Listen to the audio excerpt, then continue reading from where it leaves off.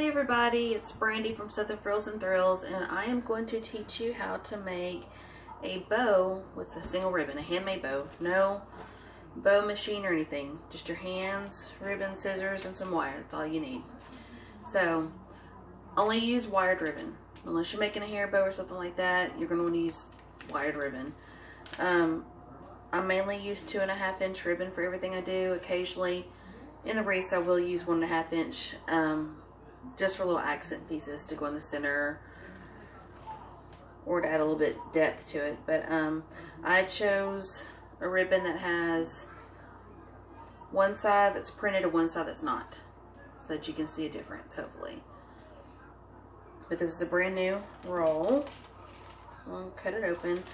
I suggest using 10 yards. You never know how much. I usually make big bows, so I usually go over the 5 yards. So I usually only buy 10-yard rolls. But this is going to be the printed side, and this is not. Okay, you can see some of the lime dots through it, but this is just a plain side. Scissors. Get you some scissors that can cut ribbon. And then this is called bind wire. See if you can see it. Bind wire. It is basically floral wire that is already covered, so you don't have to cover it. And it's thin, so it's not going to hurt your hand twisting or anything. And you can actually use scissors to cut it, so you don't have to use the special wire cutters or anything. I get mine from Sims Pottery. It's by Oasis. They make it in green and the brown. I mostly just use brown. But I know the natural color, but I know you can find it on Amazon if you don't have a wholesale account. And I'm sure the Oasis website, you can find it there also. This was $8.95 for this. I don't even know how much comes in a roll. See, 673 feet it looks like, but it lasts a while. So I'm going to go ahead and cut a piece of wire to put on the side when I'm ready for it. Okay. Now on the ribbon, when I say the right way, it's the side that's printed with the lime dots. I'm just cutting off the edge where it's been over. On my bows, I go ahead and make a tail. I add more tail later, but this I'm going to go ahead and add a tail. I'm going to go up a few inches, 6 or 7 inches is what I'm going up probably, and I'm pinching. Okay. And some people can't do this. They have arthritis or their hands just don't grasp it like you used to. And that's when the bow makers do come in handy. Alright. Pinching like that. And I'm going to go. I'm just going to fold over and make a loop. Okay. This is going to be the front, so these are going to be the smaller loops in the front. And what I'm going to do is I'm going to twist the ribbon around. Alright. So when I go in the back to pinch it together, I'm twisting the ribbon. And I'm going to pinch after I twist it. I'm doing this so that you have the right sides always sticking out. I'm going to go and make another loop for the other side. And so when I grab it in the back, I am twisting. Okay, let me do it again. When I go to pinch, I am twisting it when I pinch. Then I'm going to hold the two ends up to see if they line up. They're about right. I have no idea how long these loops are. Probably 4 inches or so. Those are my first ones. Alright, with the next loop, I'm going to take it. Once again, see, I automatically do it. I'm twisting at the back. I twist. You always twist it around. Twist the ribbon. And I'm going to make sure the next loop and every loop after that is a little bit longer each time, so that you can see it. When the bow comes out, you want the back to be a little bit longer so it stands out more. Then we go to the other side.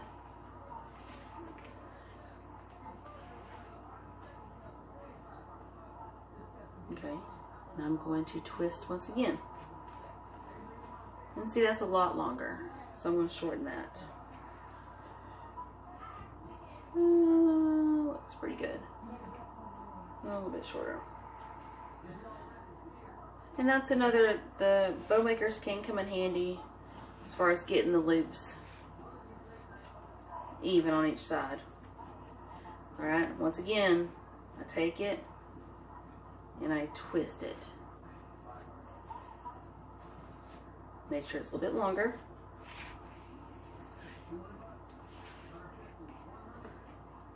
Alright, making my next loop, twisting it so that the right side's out. Still a little bit longer. There we go. Okay. Now I'm going to probably do 7 loops. You always want to stick with odd numbers when it comes to decorating or your wreaths, adding flowers, adding bows, the loops to the bow. You want to do odd numbers. Odd numbers are more pleasing to the eye. If you look at something that's done and it looks a bit off to you, look at it and see if there's an even number of items on there. If it is, that's why it's looking off. Most likely. Not all the time, but most likely. Alright, the 4th loop. Once again, I'm taking it. When I get to the back, I am twisting. Making sure that next loop is a little bit longer. And this can put a little cramp in your hand. Depending on how long you hold it, the longer you hold it, the worse it is. Okay, make sure it's a little bit longer. And like I said, I twisted once again. That was loop 4. Alright, loop number 5, and I am twisting. A little bit longer. Here I come around with this loop on the side, and I twisted once again. Okay. So we're at 5 loops on each side. I'm going to do 7. I'm making the 6th, and when I come up, I am twisting the back. Like I said, they're consecutively getting longer, the loops as you go along, so that the back can be seen. All right, the 6th loop on the other side. Make the loop and twist. And you are going to find that there are many different ways to make bows, and that's what's so great about this world. So find whatever works for you. Alright, the 7th loop. Taking it and I'm twisting. So it's way too long, so I'm just going to pull it down. It's already twisted and just pull it down. Okay, let's make the last loop on this side. And I'm twisting once again. Once you get the hang of this, you can like do what I'm doing, just twist away and not even think about it. Alright, it's all 7. I switched hands, grasping in the center. I'm going to take my wire. I'm just going to place it in the center and twist. I do 1 twist with the wire itself, and then from there, I twist the ribbon. Makes it tighter, twisting the ribbon, instead of twisting the wire. Okay, cut this other tail off.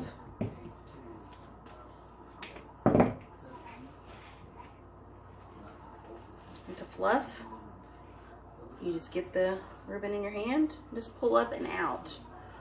Don't just think going one direction. Think of it going, I mean, it's a 3D world. Everything's, well, actually 4D, but pull up and out and around, go all directions. And see, you want that back to be longer so that it stands out. These are great, not only for wreaths or home decor. We always put these on our Christmas packages. You can always tell which packages are from my family because they got the big pretty bows. We've had years where people have fought over them. And if you store these bows right, they can last you for many, many years. Especially the Christmas, the velvet ones. They will last for a long time. And the way we store them, take a wire coat hanger, just a coat hanger, and use the wire that the wreath is tied with and tie that onto the coat hanger and hang it up in a spare closet or attic, wherever, and you've got your ribbon for next year. All you gotta do is fluff it. But here is a simple 7 loop, well 14 loop, 7 on each side bow. Now to add more tail, first I'm going to dovetail. You fold it in half. You start on the inside, the folded part up, and you go down, out. Okay? And that one's a little bit longer, so I'm going to make this one a little bit shorter to match the other side. And a little tip about the wire. Sometimes you will have ribbon, such as burlap, or different ones that have the wire that likes to stick out on you. If you will take the ribbon and pull it down over the wire, pull the wire out, cut the tips of the wire, and then let the ribbon go. Then you're less likely to have that wire going to stick out and poke you or somebody else. And of course, if you have ribbon that frays and is not flammable, then take your lighter to it and heat seal it. Okay. Alright, there's this. Now to add more tail to it, just going to take the ribbon. I'm just going to see how long, hold it up and just see how long I want to make it, the extra tail on it. It's a little too long. Put that right there, because by the time I cut it, fold it in half, line it up. Okay. Gonna bend that in half. Now you can either add it to a separate wire then tie it on, or find the center and open it up. You just gotta be careful, make sure you hold the bow so it doesn't pop open. So when you start feeling comfortable making these and doing it like that, then that's when I suggest opening it up and adding. I just added it to the center. I'm gonna take the wire and close it back up. Like I said, I turned the bow to make it tighter instead of the wire itself. Alright.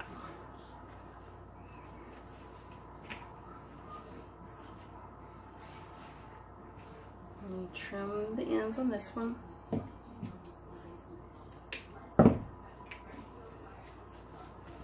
And I'm real bad about wasting ribbon too when it comes to doing this kind of stuff, because I always think I want it longer than I actually do. No, so it's still a tad bit longer. It's pretty good. Then we'll go back and fluff it since I was just messing with it.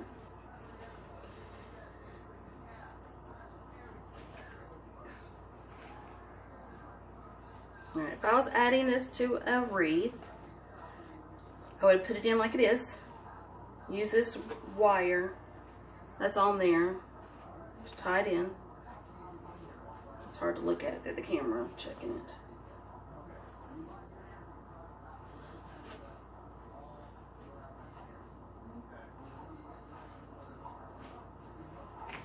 But I would tie the wreath in with the wire that I've already got the ribbon tied with, and then I go back